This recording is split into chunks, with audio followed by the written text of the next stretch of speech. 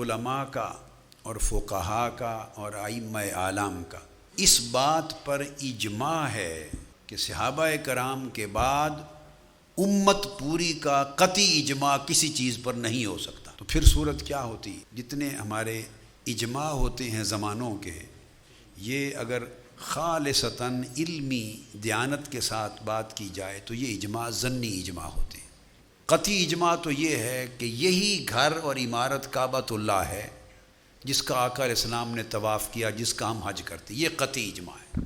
قطعی اجماع تو یہ ہے کہ یہ جو مزار اقدس جالی مبارک کے اندر گنبد خضرا کے نیچے ہے، یہ آقا علیہ السلام ہی کی قبر انور ہے، جو کہ کسی اور نبی کی قبر انور کے بارے میں ایسا اجماع نہیں ہے. قطعی اجماع تو یہ ہے کہ یہ میدان عرفات ہے، یہ مزدلفہ ہے، یہ مینا ہے. قطعی اجماع تو یہ ہے کہ نماز پنجگانہ کے یہی ارکان طریقے جو کتب میں ہیں آقا علیہ السلام سے یہی منقول ہو. جو لطف کی بات یہ ہے کہ اجماع جو قطعی ہے وہ قطعیات پر ہی ہے.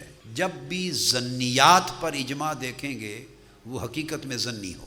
اگر یہ تلاش کیا جائے کہ کسی ایک وقت میں تمام علماء مسائل دین میں اجماع قطعی نہیں ملتا اور امت نے اور ائمہ نے ظنی اجماع کو ہی اجماع قبول کیا ہے اور اسی کو تواتر مل جاتا ہے تو وہی قطعیت بن جاتی. ہم مقلد ہیں، اجماع امت کے ساتھ تقلید شخصی واجب ہے، چاروں مذاہب میں سے کسی ایک کی تقلید کرنا، مگر یہ اجماع بھی ظنی اجماع تھا، اصلاً ظنی اجماع تھا جو ائمہ اربعہ کے کئی سو سالوں کے بعد واقع ہوا، کئی سو سالوں کے بعد واقع ہوا. مگر پوری امت اور اہل سنت چونکہ چار مذاہب میں سے کسی ایک مذہب کی مقلد ہوتی گئی، ائمہ تفسیر تھے، ائمہ حدیث تھے، ائمہ فقہ تھے، ائمہ عقیدہ تھے، علماء تھے، اولیاء تھے، صوفیاء تھے، تمام اکابر چونکہ کسی نہ کسی ایک مذہب کی تقلید کرتے چلے گئے، اجماع کو تقویت ملتی چلی گئی. زمانوں پر زمانے گزرے اور یہ اجماع جو ظنی تھا اس کو تواتر مل گیا، تسلسل ملا، بغیر انقطاع کے تواتر ملا. آج یہی اجتماع فعلاً قطعی کی حیثیت اختیار کر گیا. اب اگر کوئی شخص چاہے کہ میں قرآن اور حدیث کی روشنی میں اصول وضع کر کے ایک نیا مذہب آج کے دور کے تقاضوں کے مطابق معاذ اللہ وضع کروں تو وہ شخص دین میں فتنہ گر ہوگا، دال ہوگا، مدل ہوگا، گمراہ ہوگا. اس کو اجازت نہیں. اب ہم نیا مذہب اختیار نہیں کر سکتے. تو اس طرح جب تواتر ملتا ہے تو اجماع ظنی ہی اپنی قطعیت پہ چلے جاتے. تو کسی ایک شخص پہ آپ چاہیں یا کسی ایک شخص کے کام پر چاہیں یا مختلف علماء کے مابین اتفاق رائے پر چاہیں کہ واقعتاً کامل قطعی اجماع ہو جائے تو وہ اجماع تو اس وقت کے علماء کا امام غزالی پہ بھی نہیں ہوا، امام اعظم پر نہیں ہوا. آپ کے معاصرین تھے جو خدا جانے کیا کیا کہتے تھے آپ کی شان. خطیب بغدادی کی تاریخ بغداد ہی پڑھ لیں، 150 صفحات تک ان کے اوپر تنقیدات، الزامات اور اتہامات کی انہوں نے عبارتیں لکھ دی. اسی دور کے لوگوں کے عبارات تھیں. تو اجماع تو علماء امام اعظم کے وقت میں بھی نہیں تھے، امام مالک پر بھی نہیں تھے، امام شافعی پر، امام احمد بن حنبل پر.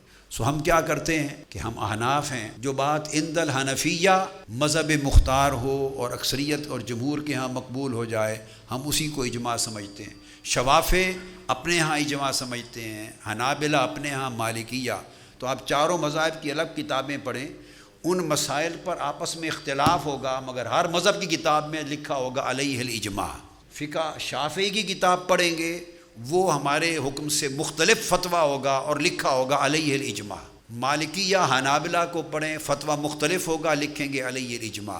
کیا مطلب ہے؟ عندنا علیہ الاجماع، یعنی حنفیہ کے ہاں اس پر اجماع ہے، مالکیہ کے ہاں اس پر اجماع ہے، شوافع کے ہاں اس پر اجماع ہے، حنابلہ کے ہاں اس پر اجماع ہے. اس لیے اکابر ائمہ جب ایسا کلمہ لکھتے تھے وہ عندنا کا لفظ لکھتے تھے کہ ہمارے ہاں العمل علی ھذا عندنا، الاجماع علیہ عندنا.